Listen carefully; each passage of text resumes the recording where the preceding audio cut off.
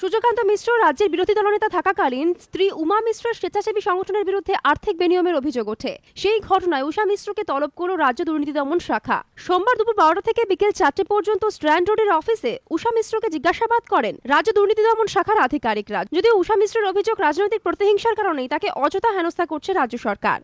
এটা সম্পূর্ণ হ্যারাসমেন্ট করার জন্য একটা ষড়যন্ত্রমূলক 1.5 বছর ধরে ওটা ইনভেস্টিগেশন চলছে। এখনো পর্যন্ত কোনো এভিডেন্স তারা পাচ্ছে না। গতকাল মমতা নারায়ণগড় দিয়ে শুরু করলো। আচ্ছা, সেখানে উনি বললেন কি যে আমি ছেড়ে দিয়েছি, আমি সৌজন্য দেখিয়েছি, মানে তার জন্য উনি জেলে দেখেনি। এই সৌজন্যের নমুনা আজকে ডেকে হ্যারাস করা।